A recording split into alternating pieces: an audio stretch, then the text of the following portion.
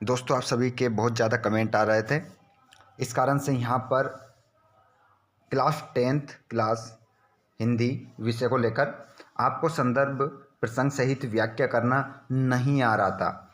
तो देख लो फटाफट पेपर में आने वाले सभी जो संदर्भ प्रसंग है ट्रिक से मैं आपको बताने वाला हूँ। बहुत ही शानदार ट्रिक है दोस्तों, एक भी संदर्भ प्रसंग आपका गलत नहीं जाएगा। तो जितने भी दोस्त हमारे लाइव क्लास में जुड़ चुके हैं वे सभी ध्यान दें, संदर्भ प्रसंग नहीं आते हैं लिखने आपको तो किस प्रकार से लिखेंगे ट्रिक से मैं आपको इस वीडियो में बताने वाला हूं। तो जब जल्दी से सभी दोस्त क्लास 10th वाले लाइव क्लास में जुड़ जाइए और अपने दोस्तों को इस वीडियो को शेयर कर दीजिए। जितने भी दोस्त ऐसे हैं जिनको संदर्भ प्रसंग सही करना नहीं आता है, यहाँ पर मेरे दोस्त 8 नंबर का सवाल है। 4 नंबर का आपका गद्यांश में आएगा और 4 नंबर का आपका पद्यांश में आएगा। मतलब पद्यांश कविता वाले भी 4 नंबर का आएंगे और आपके गद्यांश वाले भी कितने नंबर का आएंगे, 4 नंबर का आएंगे। मतलब जिसने इसको सीख लिया उसके 8 नंबर पक्के हैं और जिसने इस वीडियो को पूरा देख लिया उसका एक भी नंबर नहीं कटने वाला है दोस्तों, क्योंकि मैं आपको संदर्भ प्रसंग सहित व्याख्या करने का तरीका बताने वाला हूं पूरा कि किस प्रकार से आप संदर्भ प्रसंग सहित व्याख्या करेंगे। तो जल्दी से जितने भी दोस्त हमारे लाइव क्लास में जुड़ चुके हैं फटाफट एक बार शेयर कर दें और आगे भी इसी प्रकार और जो टॉपिक आपको समझ में नहीं आ रहा हो, जिसमें सबसे ज़्यादा दिक्कत आ रही है, कमेंट करके मुझे बता दीजिएगा। मैं उस टॉपिक को आपको ट्रिक के माध्यम से सरल करने की कोशिश करूंगा ताकि आपको याद करने में आसान हो जाए। साथियों मैं अपनी भाषा में उसको समझाने की कोशिश करूंगा। तो जल्दी से जो भी आपका टॉपिक हो, ग्रामर से संबंधित हो, चैप्टर से संबंधित हो, जो भी है आपका टॉपिक कमेंट करके मुझे बता दीजिएगा लाइव क्लास खत्म होने के बाद। तो चलिए दोस्तों मैं आपको यहाँ पर बता देता हूँ किस प्रकार से आप संदर्भ प्रसंग सहित व्याख्या करोगे। किसी प्रकार की टेंशन मत लेना, ठीक है। इससे बाहर एक भी नहीं जाएगा। सारे ही पद्यांश वाले भी बता दूंगा और गद्यांश वाले भी बता दूंगा, एक भी आपका बाहर नहीं जाएगा। और अगर चला भी गया तो आपकी ट्रिक जो मैं बताने वाला हूँ वो ट्रिक आपकी काम आने वाली है और वो ट्रिक आपको 8 नंबर देकर जाएगी। चलिए जल्दी से सभी दोस्त जितने भी दोस्त हमारे लाइव क्लास में जुड़ रहे हैं वो सभी एक बार शेयर कर देंगे अपने सभी दोस्तों को। और वीडियो को अभी तक लाइक नहीं करा है तो जल्दी से वीडियो को लाइक कर दे और चैनल को सब्सक्राइब कर ले। इसी प्रकार आने वाले शानदार वीडियो सभी सब्जेक्ट के आपको समय पर मिलते रहेंगे दोस्तों। क्वेश्चन नंबर पहले की बात ध्यान से सुनिएगा, मेरी बात एक ही बताऊंगा, ठीक है, और एक से ही सारे आपके कंप्लीट में करवाऊंगा। देखिए ये पूरा का पूरा आपके पेपर में आ गया, मानकर चलिएगा। और ये मोस्ट इंपॉर्टेंट है, IMP लगा कर चले, ये पेपर में आपको छपेगा, ठीक है, पेपर में देखने को मिलेगा साथियों, ध्यान रखिएगा। अब दोस्तों आपके पेपर में आ गए, ठीक है, तो सबसे पहले आपको क्या करना है, इसको पढ़ना है। पढ़ लिया, उसके बाद में आपको क्या लिखना है, संदर्भ लिखना है। क्या लिखना है, संदर्भ लिखना है। तो साथियों यहाँ पर क्या लिखोगे, संदर्भ। देखिए प्रस्तुत पद हमारी पाठ्य पुस्तक के पद पाठ से अवतरित है, इसके रचिता सूरदास जी हैं, ठीक है। ये आपका क्या हो गया, संदर्भ यहाँ क्या हो गया, कंप्लीट हो चुका है। चलिए अब हम बात करेंगे प्रसंग की। तो वो पंक्तियाँ पढ़ी आपने और उसका प्रसंग क्या लिखोगे कि इसमें योग के साधक उद्धव से श्री कृष्ण के प्रेम में लीन गोपियां व्यंग्य पूर्वक कहती है कि तुम तो बहुत भाग्यशाली हो जो प्रेम से अछूते हो। तो दोस्तों ये आपका क्या हो गया, प्रसंग हो गया। अब भावार्थ की बात करें या व्याख्या की बात करें तो यहाँ पर दोस्तों अब देखिएगा, ऊपर वाली पूरी लाइनों को आपको पढ़ना है, इन लाइनों को पढ़ना है और इन लाइनों को पढ़ने के बाद इन सभी का अर्थ ये यहाँ पर है, ठीक है। पूरा व्याख्या में ये पूरा इसका अर्थ है साथियों, ठीक है। ये अर्थ यहाँ पर लिखा है, व्याख्या कहाँ से कहाँ तक मेरे दोस्तों, यहाँ से लेकर तो यहाँ तक ये पूरा अर्थ है। आप देख सकते हैं, अच्छे से इसको पढ़ सकते हैं। तो ये क्या है, ट्रिक बताऊंगा, ठीक है, आप इंतजार करें और इससे बाहर एक भी नहीं जाएगा। इतना ही पढ़ लेना, आपके 8 नंबर यहाँ पर पक्के हैं, ठीक है। इस वीडियो में आपके 8 नंबर पक्के हैं, वार्षिक पेपर में छपने वाला है ये संदर्भ प्रसंग, ठीक है, जो भी यहाँ पर बताए जा रहे हैं। देखिए तो यहाँ पर अगर विशेष आप लिखना चाहते हैं तो इसमें से 1-2 लाइन आप लिख सकते हैं विशेष में, ठीक है। इनमें से ये मैंने कितनी दे रखी, आपको 5 दे रखी, 5 में से 2 लाइनें आप याद कर लेना, विशेष डालकर विशेष में लिख देना। चलिए यहाँ पर दोस्तों इस पार्ट का पहला होगा। अब ट्रिक सुन लीजिएगा। यहाँ पर ट्रिक क्या है, आपकी जो ट्रिक है साथियों वो ट्रिक ये है। देखिए इस पार्ट के जितने भी 4 और पद हैं, कितने पद हो रहे दोस्तों, ये पहला मैंने बता दिया। अब कितने बचे, 3 बचे हैं। तो दोस्तों सभी का तीनों का संदर्भ क्या आएगा, यही आएगा। ठीक है, संदर्भ यही आएगा साथियों। ठीक है, ध्यान रख लीजिएगा, तीनों का संदर्भ यही आना है। प्रसंग में थोड़ा सा बदलाव होता है, तो इसमें एक और आपका जो प्रसंग में आता है मैं बता देता हूँ। हमारे हरी हारिल की लकड़ी, तो इसके प्रसंग में आप क्या लिख दोगे, ऐसा ये आपके किस में आ जाएगा, पेपर में आपको देखने को मिलेगा। ये पंक्तियाँ आपके पेपर में मानो आ गई। ठीक है, ये पेपर में आपके आ गई, तो इसका संदर्भ तो पहले के जैसा ही रहेगा। ठीक है, मैंने अभी बताया, लेकिन प्रसंग जो बदलेगा तो इस प्रसंग में ये लिख देना कि जब उद्धव गोपियों को कृष्ण को भूल जाने की कहते हैं तो गोपियां बेचैन होकर उद्धव को बताती है कि हम कृष्ण को नहीं भूल पाएंगी।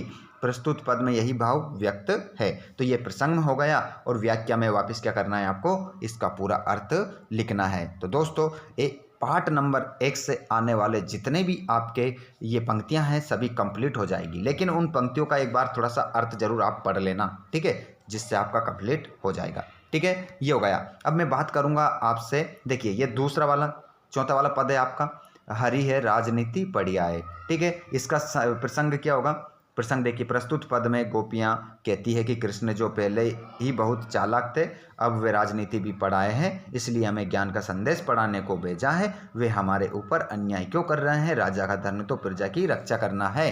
ठीक है, तो यहाँ पर संदर्भ तो आपका पहले के जैसा रहेगा जो मैंने शुरू में बताया था, प्रसंग ये हो जाएगा। और व्याख्या दोस्तों आप कर सकते हो, जो आपने ये लाइनें देखी इनकी आपको क्या करना है, व्याख्या करना है, तो आप कर सकते हैं, कोई दिक्कत नहीं है। ठीक है, सबसे ज़्यादा दिक्कत थी तो किस प्रकार से हम लिखें, तो पार्ट आपका जो 1 था कंप्लीट हो गया, वहाँ से बनने वाले सभी संदर्भ प्रसंग आपके कंप्लीट हो जाएंगे। ठीक है, अब बात करेंगे हम पार्ट 2 की। नाथ संबुदन भंज निहारा कोई केव एक दास तुम्हारा।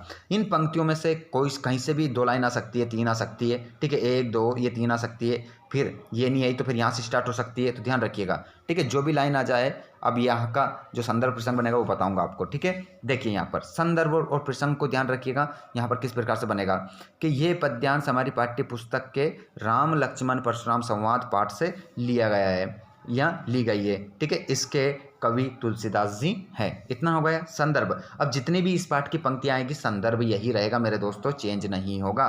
ट्रिक अपनी काम आएगी, मैं बताऊंगा। प्रसंग में क्या लिखोगे कि सीता स्वयंवर में राम ने शिव धनुष को भंग कर दिया।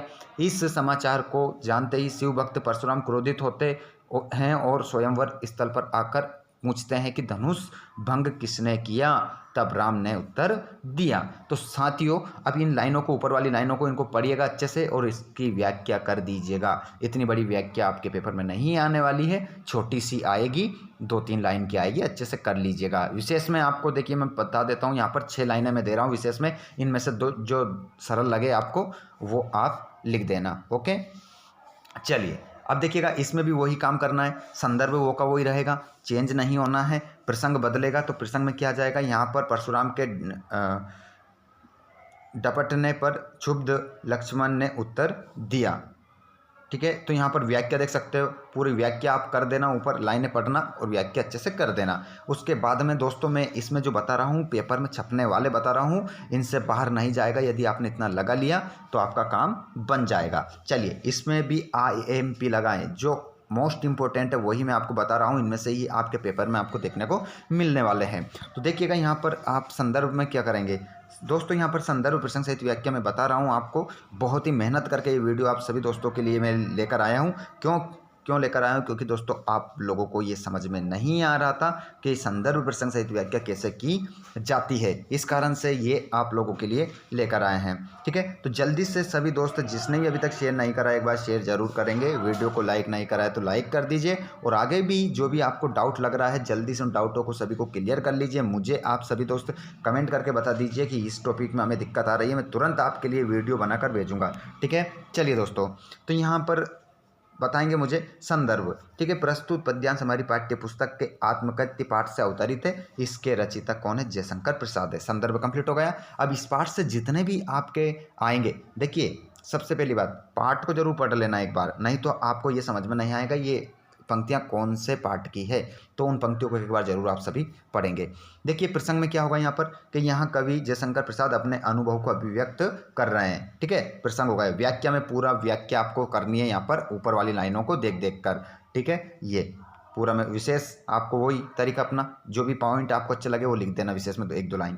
ठीक है, अब देखिएगा यहाँ पर ये देख सकते हैं कि तब भी कहते हो कह डालूं दुर्बलता अपनी बीती, तुम सुनकर सुख पाओगे देखोगे ये गागर रीति, किंतु कहीं ऐसा ना हो कि तुम ही खाली करने वाले, अपने को समझो मेरा रस ले अपनी भरने वाले, ये विडंबना अरि सरलते तेरी हंसी उड़ाऊं मैं, भूले अपनी या प्रवंजना औरों की दिखलाऊं मैं। तो साथियों ये शानदार जयशंकर प्रसाद की कविता थी, और इस कविता के माध्यम से कवि क्या कहना चाहते हैं आप सभी दोस्त यहाँ पर देख सकते हैं। ठीक है, कर सकते हैं, कोई दिक्कत नहीं है। और उज्ज्वल गाता कैसे गाऊं मधुर चांदनी रातों की, अरे खिलखिलाकर हंसते होने वाली उन बातों की, मिला कहाँ वो सुख जिसको मैं स्वप्न देख कर जाग गया, आलिंगन में आते आते मुस्का कर जो भाग गया।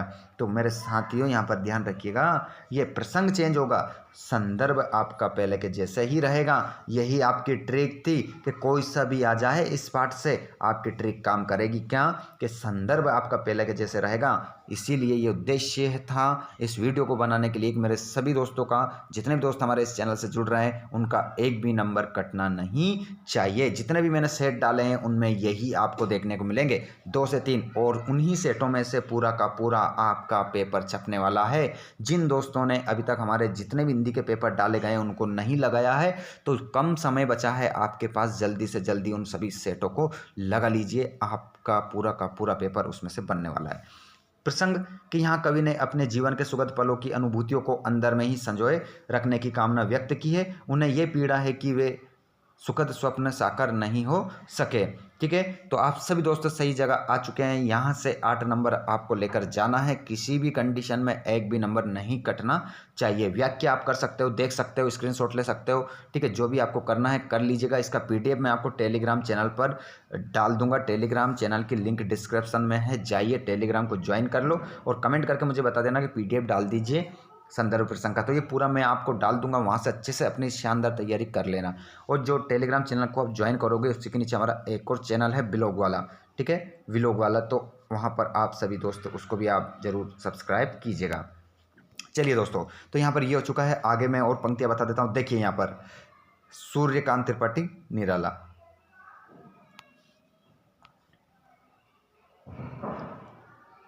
बादल गरजो घेर घेर घोर गगन धराधर ओ।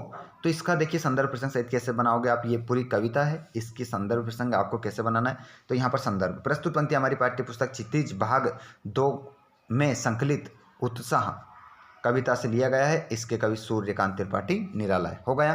प्रसंग में क्या लिख दोगे, कवि ने इसमें बादलों से कहा है कि तुम गर्जना करते रहो, करते हुए नवीनता का संचार कर दो तथा संसार में नया क्या भर दो, जोश भर दो। व्याख्या आप सभी कर सकते हैं, आपकी स्क्रीन पर आपको दिखाई दे रही है। PDF तो मैं आपको प्रोवाइड करवा ही दूंगा, कोई दिक्कत नहीं है। अगर इसकी करना चाहते हो, ये भी आपके पेपर में आने की पूर्ण संभावना है। छाया मत छूना मन होगा दुख दूना, जीवन में है सुरंग सुधिया सुहानी, छवियों को चित्रगंध फैली मन भावनी। तो ये कविता आपको पढ़ना है। इसका संदर्भ आपका क्या हो जाएगा मेरे दोस्तों, इसका संदर्भ आपका चेंज हो जाएगा क्योंकि ये दूसरे पाठ से है ना। तो संदर्भ आपका प्रस्तुत पद्यांश हमारी पाठ्य पुस्तक के छाया मत छूना पाठ से लिया गया है। इसके रचयिता कौन है, गिरिजा कुमार माथुर है दोस्तों। ठीक है, यहाँ पर इसका प्रसंग क्या करोगे, यहाँ पर इसका प्रसंग आप कर दोगे कि यहाँ पर कवि ने वर्तमान दुख के समय में अतीत के सुख को याद ना करने को कहा है। व्याख्या पूरी आप देख सकते हो, कोई दिक्कत नहीं। अच्छे से वीडियो को रोको, नोट कर लो, स्क्रीनशॉट ले लो, या PDF आपको टेलीग्राम पर मिल जाएगा इसका। ठीक है, यहाँ पर देखिए अब आ चुका है आपका गद्यांश। साथियों आ चुका है आपका गद्यांश को ध्यानपूर्वक पढ़ना है। ठीक है, और फिर मैं आपको बताऊंगा कैसे आप करेंगे। तो दोस्तों यहाँ पर गद्यांश का आ चुका है, इसको ध्यानपूर्वक पढ़ना है। अब इस पाठ से कहीं से भी कोई सा भी आपके सामने पैराग्राफ आ जाएगा और वो बोलेगा आपसे कि इसका संदर्भ प्रसंग सहित व्याख्या कीजिए। तो दोस्तों मैं आपको बता देता हूँ, इस पाठ को एक बार आपको क्या करना है, पढ़ना है, रीड करना है। और आपको देखिए यहाँ पर संगमरमर, मूर्ति संगमरमर, तो यहीं से स्पष्ट हो गया मुझे तो। ठीक है, कि ये जो अपना पाठ है ये है नेताजी का चश्मा। देखिए ये नेताजी आ गया। ठीक है, ये मूर्ति आ गई वापस। ठीक है, और यहाँ पर कई बार कुछ शब्द ऐसे हैं जिससे हमें समझ में आ जाता है कि ये जो लिया गया है कौन से पाठ से लिया गया है। तो दोस्तों साफ साफ हम कह सकते हैं संदर्भ में कि यह गद्यांश हमारी पाठ्य पुस्तक के नेताजी का चश्मा पाठ से लिया गया है। इसके रचयिता स्वयं प्रकाश है। कंप्लीट हो गया साथियों। अब यहाँ पर प्रसंग में भी कोई परिवर्तन नहीं होगा दोस्तों यहाँ पर, ठीक है, एक ही पाठ है, कोई दिक्कत नहीं है इसमें। यहाँ पर कस्बे के चौराहे पर नगर पालिका द्वारा लगवाई गई सुभाष चंद्र बोस की प्रतिमा के बारे में बताया गया है। तो साथियों ये आपका यहाँ पर क्या हो गया, संदर्भ भी हो गया, प्रसंग भी हो गया, व्याख्या कुछ नहीं करना है, इसी को थोड़ा सा घुमा फिरा कर आपको बताना है। तो एक घुमा फिरा कर हमने थोड़ा सा इसको क्या कर दिया, लंबा चौड़ा बना दिया है। आप पढ़कर एक बार इसको देख लेना कैसे इसको लंबा चौड़ा बनाया है, ठीक है। चलिए आगे भी बता देता हूँ मैं। देखिए जीप कस्बा छोड़कर आगे बढ़ गई तभी भी हवलदार साहब, ये देखो उसी से है, ठीक है, उसी से है ये लाइन। और उसके बाद में अगला पाठ से भी मैं आप लोगों के लिए यहाँ पर लेकर आ गया हूँ। बाल गोविंद भगत, पहली ही लाइन से स्पष्ट हो गया कि बाल गोविंद भगत पाठ से लिया गया है। इसके रचयिता कौन है साथियों, इस राम रक्ष बेनीपुरी है। इन पंक्तियों को पढ़ना है, इन पंक्तियों को पढ़कर हमें पता करना है कि कौन सी लाइन कौन से पाठ से है, इसके रचयिता कौन है। तो इसीलिए मैंने आपको बताया है कई बार कि सभी पाठों के नाम पता होना चाहिए और पाठ को किसने लिखा पता होना चाहिए। तो यहाँ पर संदर्भ देखिएगा तो संदर्भ जो है उसी प्रकार आएगा। प्रस्तुत गद्यांश हमारी पाठ्य पुस्तक के बाल गोविंद भगत पाठ से अवतरित है। इसके लेखक राम रक्ष बेनीपुरी है। अब प्रसंग में क्या लिखोगे, वो जो पंक्तियाँ आपने ऊपर पढ़ी है उसी के आधार पर कि इस गद्यांश में बाल गोविंद भगत के व्यक्तित्व का चित्रांकन किया गया है, ठीक है, ये आपका प्रसंग हो गया। अब यहाँ पर व्याख्या करना है तो उन्हीं बातों को आपको क्या करना है, बड़ा चढ़ाकर बता देना है। तो ये व्याख्या आपकी हो चुकी है। विशेष में आपको 1-2 लाइन लिख देना है, 3-4 लाइन मैंने आपको बता रखी है। देखिए इस लाइन में आपको वही करना है कि खेतीबाड़ी करते परिवार रखते भी बाल गोविंद भगत साधु थे, साधु की सब परिभाषाओं में खरे उतरने वाले, ठीक है। तो इससे स्पष्ट हो जाता है, आप पहचान लेंगे कौन किसने लिखा है, कौन सा पाठ है, ये पहचानना है। तो संदर्भ आपका पहले के जैसा हो जाएगा, ठीक है। और प्रसंग मैंने यहाँ पर आपको लिख कर बता दिया है, ठीक है, ये देखिएगा। चलिए इसकी व्याख्या आप कर सकते हैं, कोई दिक्कत नहीं है, पढ़कर बताऊंगा तो लंबा वीडियो जाएगा, अभी भी काफ़ी बड़ा हो चुका है, ठीक है। ये देख सकते हैं वे गृहस्थ थे, लेकिन ये समझ में आ ही जाता है, थोड़ा सा पढ़ते हैं ना। अगर आपने पाठ पढ़ा है तो, अगर भी नहीं भी पढ़ा है तो इतना लगा लीजिए, आपका क्वेश्चन यहाँ से बन जाएगा, ठीक है। अब देखिए अगला क्वेश्चन आ चुका है कि फादर को जहरबाज से नहीं मरना चाहिए था, जिसकी रगों में दूसरों के लिए मिठास भरे अमृत के अतिरिक्त और कुछ नहीं था, उसके लिए इस जहर का विधान क्यों हो, ठीक है। तो दोस्तों यहाँ पर देखिएगा ये आपका कौन सा है, मानवीय करुणा की दिव्य चमक पाठ से लिया गया है। इसके रचयिता कौन है, सर्वेश्वर दयाल सक्सेना। तो संदर्भ में लिख दीजिए ना इसी बात को आप। प्रस्तुत पद्यांश हमारी पाठ्य पुस्तक के, ठीक है, बिल्कुल सर्वेश्वर दयाल सक्सेना इसके लेखक हैं। सब कुछ हो चुका है, ठीक है। प्रसंग में आप देख लीजिए क्या प्रसंग में हमने लिखा है। इसमें फादर कामिल बुल्के के आस्थावान जीवन को स्मरण करते हुए अंतिम समय में जहरवाद के कष्ट के प्रति आश्चर्य तथा वेदना व्यक्त की गई है। मतलब जिस प्रकार उन्होंने कष्टों को भोगा है उन कष्टों का इसमें वर्णन किया गया है इन पंक्तियों में ऊपर वाली में। तो प्रसंग आप लिख दोगे, व्याख्या कर दीजिए, इन्हीं बातों को थोड़ी सी घुमा फिरा कर लंबा वाक्य कर देना है, थोड़ा सी इनको बढ़ा देना है। तो ये आपकी ये हो चुकी है। बस दोस्तों इतना कर लेना है, ये 3 कर लेना है। 3 पार्ट से मैंने 3 बताए हैं आपको, यहीं से आपका बनने वाला है पूरा संदर्भ प्रसंग सहित व्याख्या, और 8 नंबर आपके पक्के हो जाएंगे, ठीक है। तो जो भी आपका अब डाउट है अगला, वो मुझे आप कमेंट करके ज़रूर बताएं ताकि मैं उसके ऊपर वीडियो बना सकूं। और वीडियो कैसा लगा एक कमेंट करके ज़रूर बताइएगा। वीडियो अच्छा लगा हो तो लाइक कर देना, अपने साथियों को शेयर कर देना, और अगला वीडियो पाना चाहते हो चैनल को सब्सक्राइब करके घंटे बटन को ऑल पर कर लेना। Thanks for watching.